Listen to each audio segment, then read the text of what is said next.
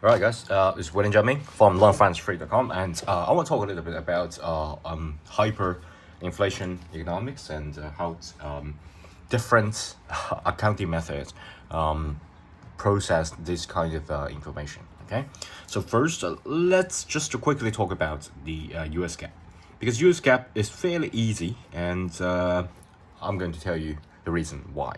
Okay, let me just make it a little bit higher because I think because I'm really hard for my phone. I use my iPhone to record videos, so sometimes it's a little bit hard for it to focus on. Okay, so US GAAP, really simple, because US GAAP, remember, US GAAP like using US dollars, right?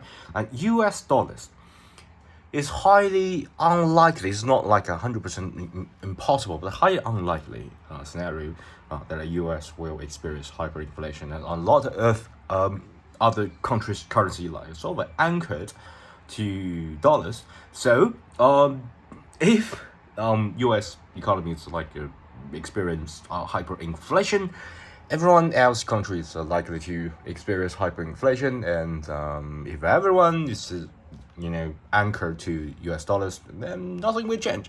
Okay, so pretty simple temporal method, which means doesn't really matter. Okay, just use as if the parent company is the functional currency. Okay, just the temporal method. Everything just use temporal method and you'll be fine. Okay, really simple one. But there's a little bit like frustrating part is IFRS, because we have to think about this. Okay, temporal method really simple. It's just as if the parent company currency is a functional currency, so everything just what's the current exchange rate right now, and use that and translate everything. Okay, but on the IFRS, you have to based on different scenario, have to do different things. So first, in this video, let's talk about balance sheet items. Okay, so we have to just restate. Basically, the process is restated, and then inflation adjusted, and then translated. Okay, I think that's the way to go. Restate and then translate it. Let me show you. Okay, so for example, what about monetary assets? Monetary assets. Let's talk about monetary assets like monetary assets as well as liabilities. Don't forget about that. Liabilities. Okay, monetary assets and liabilities just like like short terms that you can quickly liquefy. All that asset is called a monetary asset. Let me just switch it on a little bit. Okay, and if you think about it, it's just money. Monetary assets or liabilities is just money. Okay, whether it's the money that you're going to claimed, or whether it's the money that you have, it's just money.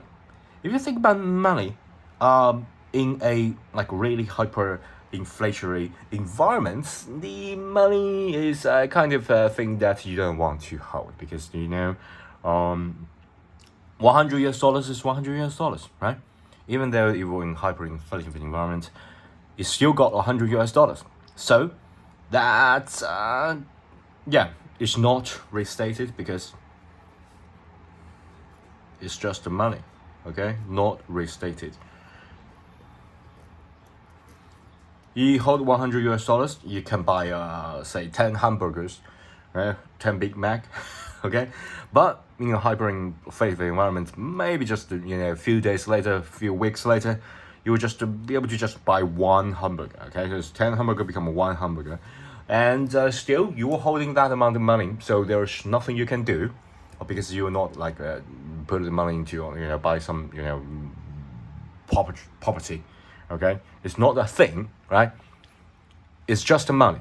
So in a hyperinflationary environment, the money will depreciate, and once you depreciate, the purchasing power will decrease, and so there's nothing we can do, so not restated because it's just money. So this is just one thing. The second thing, let's talk about non-monetary assets.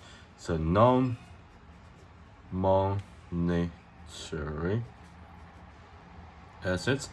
Okay, non-monetary asset as well as liabilities. Okay, so really simple one. It's non-monetary, so we can restate it.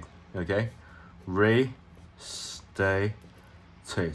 So what do you mean by restated? Restated means that you have to, reflect the changes in the general purchase power of the monetary unit. So basically, if the monetary unit is like a decrease in purchasing power, but that no monetary asset or liability represents a kind of purchasing power. It's not in monetary terms, okay? It's just in purchasing power terms, it's the same.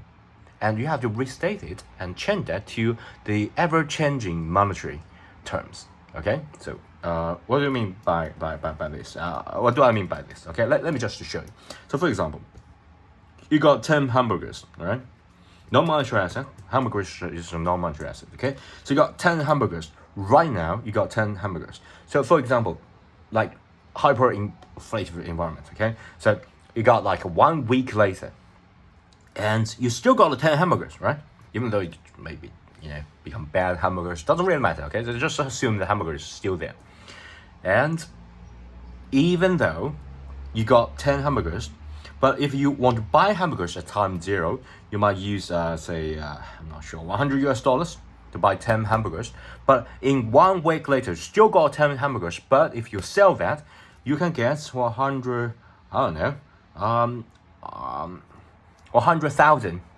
okay? This is not necessarily US dollars, maybe some currency that's very unstable, okay? So if you sell this 10 hamburgers 1 week later, you can get 100,000, whatever currency that is experienced the hyperinflation, okay? So you have to restate it, okay? You can't say that 1 week later you still got like $100 hamburgers. It's like an asset, right? Or a liability. It doesn't really matter. You have to restate that using the current purchasing power.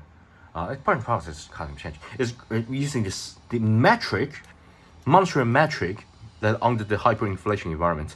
You have to restate it, and then doing all the following things. Okay, and a third thing, right, is equity. And equity, it's just think about it. Equity is like just a fancy word for stock, okay? So if you think about it, stock is kind of like a non-monetary asset, right? So if you're holding stock, at the beginning of the period, like you got like a $10 of the worth of, or whatever currency they have, 10 worth of stock, okay? So 1 week later, still like holding that percentage of share of that company, okay?